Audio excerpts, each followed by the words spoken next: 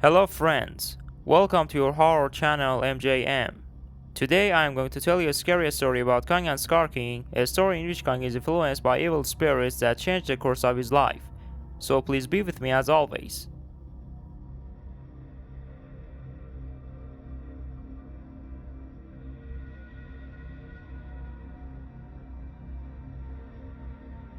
It was a time when shadows stretched longer and the world grew colder. A time when the old gods stirred in their slumber and the earth trembled with their waking. In the heart of a primordial forest, shrouded in an eternal twilight, dwelt Kong. But this was no benevolent king. Corruption had seeped into his colossal frame, twisting his mind into a monstrous labyrinth of rage and hunger. His transformation was the work of Skar, a creature of shadow and malice, a parasitic entity that had wormed its way into Kong's consciousness. Skar was no physical being, but a malevolent force, an ancient evil that had lain dormant for millennia. Awakened by a cosmic alignment, it saw the vessel of immense power and found it in the towering ape. Kong became a grotesque amalgamation of beast and demon, his once gentle eyes replaced by burning pits of crimson. His roars echoed like thunder, carrying with them an echo of madness. The forest, once a sanctuary, became a killing ground. Trees were uprooted, rivers diverted, and creatures vanished without a trace. But Skar's ambitions extend beyond the confines of the jungle. He yearned for dominion over the world, a realm bathed in eternal night where his twisted creations would reign supreme.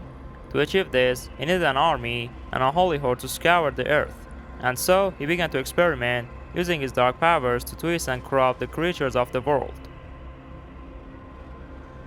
From the depth of the ocean emerged leviathans with eyes that glowed an unnatural blue. Their songs were not of the sea, but a haunting dirge that drove sailors mad.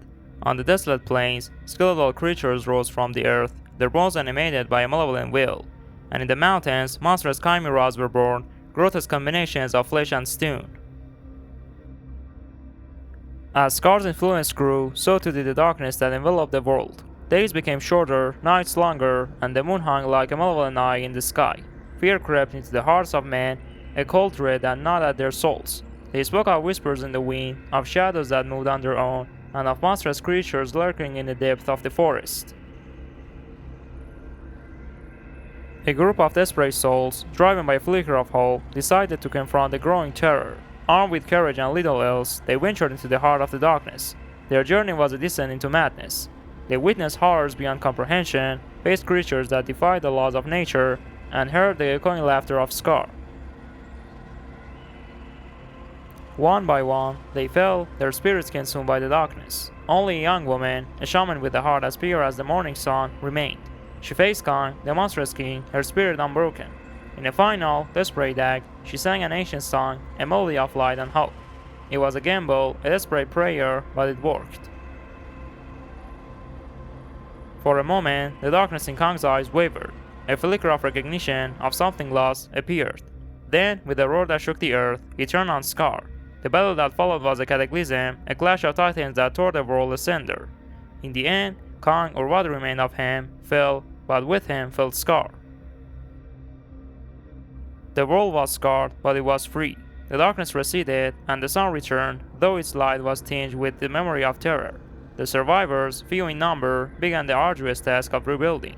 They carried with them the knowledge of the darkness, a constant reminder that evil lurks in the shadows, waiting for its chance to return.